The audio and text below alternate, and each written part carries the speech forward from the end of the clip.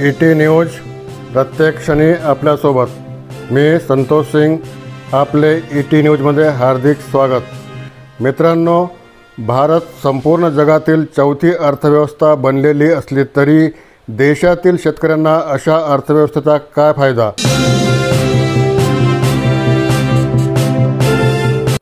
बळीराजा शेतकरी आजही अडचणीत आहे आणि कर्जबाजारी झालेला आहे। सरकार शेतकऱ्यांना मोठमोठी आश्वासन देतो, परंतु ते पाळले जात नाही। त्यामुळे शेतकरी नैराश्यग्रस्त होऊन आत्महत्येचा मार्ग स्वीकारतो असे म्हणायला हरकत नाही। अशीच एक घटना भंडारा जिल्ह्यातील धान उत्पादकांसोबत घडलेली आहे। त्यामुळे नैराश्यग्रस्त शेतकऱ्यांसमोर आंदोलनाशिवाय दुसरा पर्याय उरलेला नाही। धान उत्पादक शेतकऱ्यांचे म्हणणे आहे की विधानमंडळाच्या सन 2024च्या हिवाळी अधिवेशनात धान उत्पादक नोंदणीकृत शेतकऱ्यांना ज्यांनी धान खरेदी केंद्रावर धान विक्री केली असो अथवा नसो अशा नोंदणीकृत शेतकऱ्यांना हेक्टरी 20,000 रुपये प्रोत्साहनपर राशी बोनस देण्याची घोषणा केली होती। दिनांक 25 मार्च 2025 रोजी प्रोत्साहनपर राशी देण्याबाबतचे पत्रकसुद्धा काढलेले आहे। मात्र ज्या शेतकऱ्यांनी प्रत्यक्ष आधारभूत धान खरेदी केंद्रावर धान विकले अशा शेतकऱ्यांना बोनस देण्यात आले, नोंदणीकृत शेतकऱ्यांना बोनस देण्यात आले नाही। खरीपामध्ये हलक्या वाणाचे धान निघते तेव्हा शासनाचे खरेदी केंद्र सुरू होत नाही। कधीकधी खरेदी केंद्रावर 15-15 दिवस धानाची मोजणी केली जात नाही। कधी लिमिट संपल्याचे कारण सांगून धान मोजले जात नाही। परिणामी आधीच कर्जबाजारी झालेल्या शेतकऱ्यांना नाईलाजाने आपले धान व्यापाऱ्यांना विकावे लागते। सध्या शेतकऱ्यांची धान लागवडीची वेळ असून शेतकऱ्यांना मजुरी, खते, कीटकनाशके घेण्याकरता पैशांची नितांत गरज आहे। मात्र बोनसचे पैसे अजूनही देण्यात आले नाही। ज्या शेतकऱ्यांनी उन्हाळी धान खरेदी केंद्रावर धान विकले आहेत अशा शेतकऱ्यांचे पैसेसुद्धा देण्यात आले नाही। धान खरेदीची लिमिट संपली असल्याने शेतकऱ्यांचे धान उघड्यावर पडून आहेत। शेतकरी फारच अडचणीत सापडला आहे। त्याकरिता शेतकऱ्यांना संपूर्ण कर्जमाफी देण्यात यावी।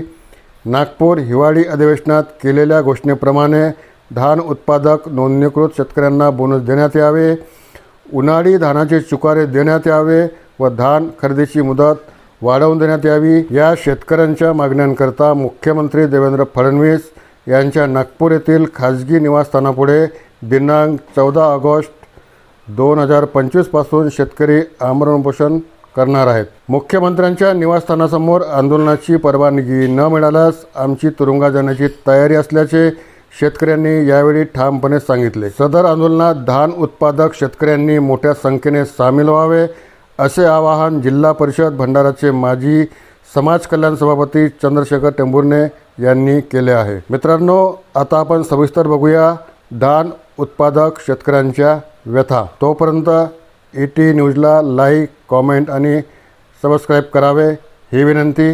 धन्यवाद।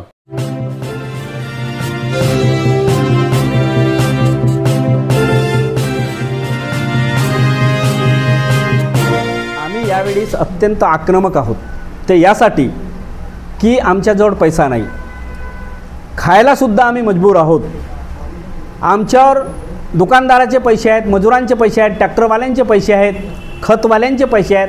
त्या पैशासाठी वारंवार तगादा आमच्या घरी लावत असतात। घरी राहण्याची आमची इच्छा होत नाही आणि अशा परिस्थितीमध्ये आम्ही आदरणीय मुख्यमंत्री साहेबांच्या घरासमोर उपोषण करणार आहोत। जर त्यांनी आम्हाला बसू दिलं नाही, जरी आम्हाला त्यांनी तुरुंगात टाकलं तरीही आम्ही तुरुंगात जाण्यास तयार आहोत, कारण घरी उपाशी राहण्यापेक्षा किमान तुरुंगात तरी आम्हाला जेवण पोटभर मिळेल।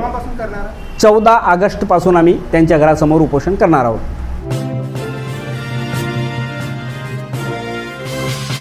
मी चंद्रशेखर टेंभुर्णे, माजी समाज कल्याण सभापती, जिल्हा परिषद भंडारा। पत्रपरिषद आम्ही यासाठी घेतो आहोत की महाराष्ट्राच्या सरकारने निवडणुकीच्या दरम्यान सांगितलं होतं की आमचे सरकार निवडून आल्यानंतर आम्ही शेतकऱ्यांचे कर्ज माफ करू, परंतु अजूनपर्यंत शेतकऱ्यांचे कर्ज माफ झाले नाहीत। या नागपूर हिवाळी अधिवेशनाच्या वेळी त्यांनी घोषणा केली की धान उत्पादक शेतकऱ्यांना हेक्टरी 20,000 पर्यंत आम्ही बोनस देऊ, आणि त्या पद्धतीचे पत्रकसुद्धा महाराष्ट्राच्या सरकारने काढलेलं आहे. पण प्रत्यक्ष ज्या शेतकऱ्यांनी आपले धान खरेदी केंद्रावर विकले अशा शेतकऱ्यांना त्यांनी बोनस दिलं. ज्या शेतकऱ्यांनी ऑनलाईन केला आहे अशा शेतकऱ्यांना काही बोनस देण्यात आलेलं नाही. GRमध्ये स्पष्ट आहे की ज्या शेतकऱ्यांनी धान विको अथवा विकू नये अशा सर्व नोंदणीकृत शेतकऱ्यांना हेक्टरी 20,000 रुपये बोनस देऊ अशा प्रकारची घोषणा करून GRसुद्धा काढलेला आहे. पण GRसुद्धा काढलेला आहे, हा GR आहे त्याचा. या GRमध्ये स्पष्ट तरतूद आहे. पण अजूनपर्यंत म्हणजे नोंदणीकृत शेतकऱ्यांना त्यांनी काही बोनस दिलेला नाही. आमची मागणी आहे की अशा सर्व शेतकऱ्यांना आपण बोनस द्यावं. ते यासाठी खरेदी केंद्रावर त्यांनी धान विकलं नाही की जे हलक्या वाणीचे धान असतात, जे कमी दिवसामध्ये निघतात. जेव्हा शेतकऱ्यांचे धान निघतात तेव्हा यांचे खरेदी केंद्र सुरू राहतच नाही. धान विकल्यानंतर 15-15, 20-20 दिवसानंतर धान खरेदी केंद्र सुरू होतात आणि शेतकरी अगोदरच कर्जबाजारी असते. त्यांना मजुरांचे पैसे द्यावे लागतात, त्यांना ट्रॅक्टरचा भाडा द्यावा लागते, खतवाल्याचे पैसे द्यावे लागतात आणि म्हणून त्यांना आपला धान व्यापाऱ्यांना विकावं लागते. त्यावेळी जर खरेदी केंद्र सुरू असते तर आमच्या शेतकऱ्यांना व्यापाऱ्याला धान विकायची काहीही गरज नाही. परंतु खरेदी केंद्र सुरू न झाल्यामुळे आमच्या शेतकऱ्यांनी व्यापाऱ्याला धान विकलेलं आहे. त्यांनी नोंदणी केली, त्यांनी आपल्या ऑनलाईन नोंदणी केली आणि म्हणून या GRनुसार सर्व नोंदणीकृत शेतकऱ्यांना त्यांनी बोनस द्यायला पाहिजे होता. परंतु त्यांनी बोनस दिला नाही.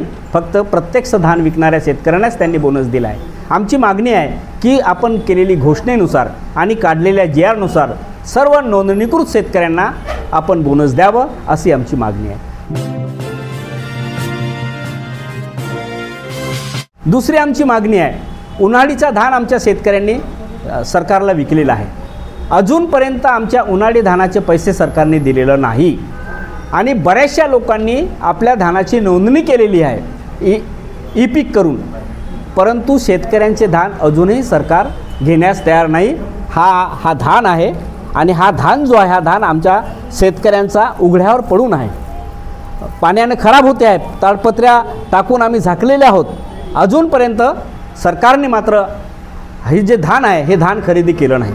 आमची मागणी आहे की उन्हाळी धानाचे पैसे आपण ताबडतोब द्यावं ज्यांनी विकला अशा शेतकऱ्यांना, आणि ज्या शेतकऱ्यांचे धान उघड्यावर पडून आहेत अशा शेतकऱ्यांचे धान खरेदी आपण ताबडतोब करावं अशी मागणी घेऊन आम्ही देवेंद्र फडणवीस साहेब यांच्या घरासमोर आमरण उपोषण आंदोलन सर्व शेतकरी मिळून करणार आहोत.